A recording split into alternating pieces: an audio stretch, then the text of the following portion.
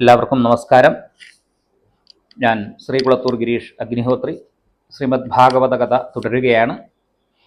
അല്ലയോ മഹാമുനെ, ഇതിനെ സംബന്ധിച്ച് ഞാനൊരു പുരാതനമായ ഇതിഹാസത്തെ കേൾപ്പിക്കാം. ഇതിൻ്റെ ശ്രവണം കൊണ്ട് തന്നെ സർവ പാപങ്ങളും നശിച്ചു പോകും. തുംഗഭദ്രാ നദിയുടെ തീരത്ത് ഒരു ഉത്തമ ഗ്രാമമുണ്ടായിരുന്നു. അവിടെ വസിക്കുന്ന ജനങ്ങൾ വർണ്ണാശ്രമ ആചാര നിരതരും. വർണ്ണാശ്രമങ്ങൾ എന്നാൽ ഈ ബ്രാഹ്മണ, ക്ഷത്രിയ, വൈശ്യ, ശൂദ്ര ആശ്രമങ്ങളാണ്. വർണ്ണാശ്രമ ആചാര നിരതരും സത്യം, സൽക്കർമ്മം തുടങ്ങിയവയിൽ തൽപരരും ആയിരുന്നു. ആ ഗ്രാമത്തിൽ ആത്മദേവൻ എന്നു പേരുള്ള ഒരു ബ്രാഹ്മണൻ ജീവിച്ചിരുന്നു. അദ്ദേഹം ഒരു വേദാംഗങ്ങളിലും ശ്രൗത സ്മാർത്ഥ കർമ്മങ്ങളിലും അദ്വിതീയനായിരുന്നു. അദ്ദേഹം ജ്ഞാനം കൊണ്ട് മറ്റൊരു സൂര്യനാണോ എന്ന് പോലും തോന്നിപ്പിച്ചിരുന്നു.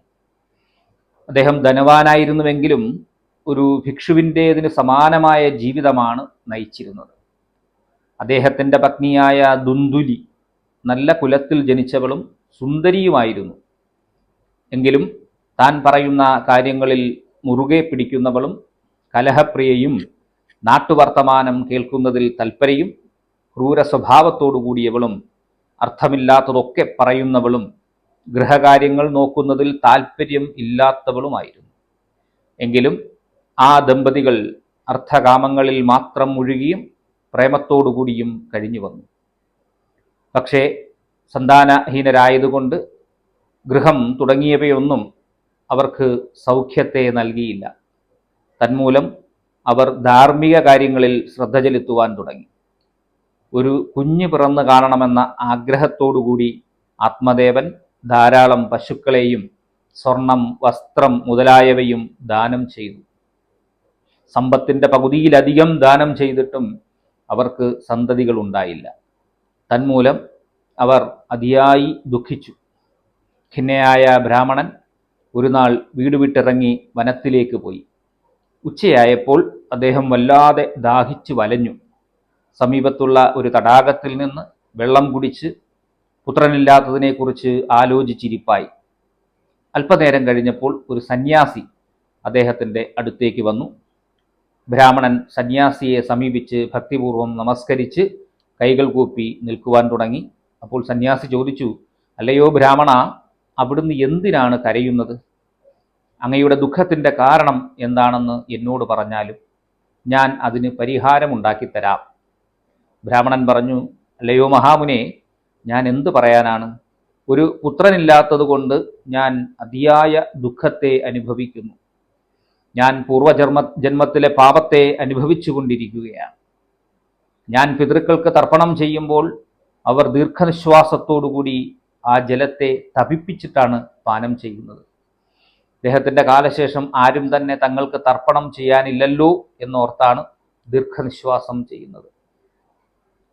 ഞാൻ ദേവന്മാർക്കും പിതൃക്കൾക്കും ഋഷിമാർക്കും സമർപ്പിക്കുന്നതിനെ അവർ പ്രീതിയോടുകൂടി സ്വീകരിക്കുന്നില്ല. പുത്രനില്ലാത്ത ദുഃഖം ഹേതുവായി എൻ്റെ ഹൃദയം ശൂന്യമായി തീർന്നിരിക്കുന്നു. അതുകൊണ്ട് ഞാൻ പ്രാണത്യാഗം ചെയ്യുന്നതിനായാണ് ഇവിടേക്ക് വന്നിരിക്കുന്നത്.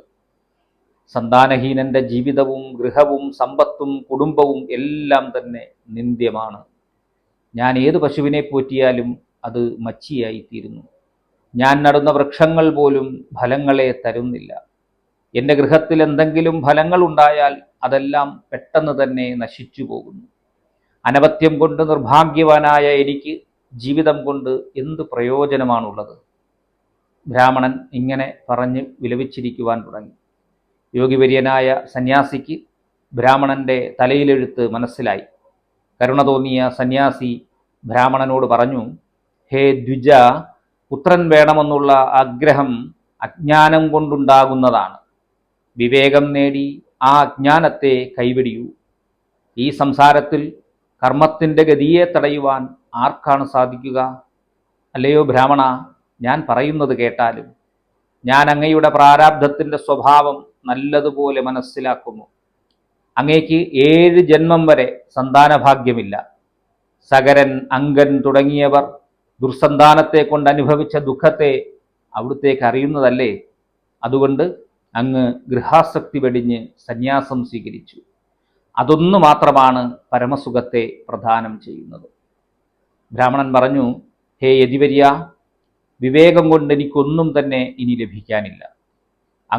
അങ്ങയുടെ യോഗശക്തി കൊണ്ട് എനിക്കൊരു പുത്രനുണ്ടാകുവാൻ അനുഗ്രഹിക്കൂ, അല്ലെങ്കിൽ ഞാനിപ്പോൾ അങ്ങയുടെ മുന്നിൽ വെച്ച് തന്നെ ജീവത്യാഗം ചെയ്യും.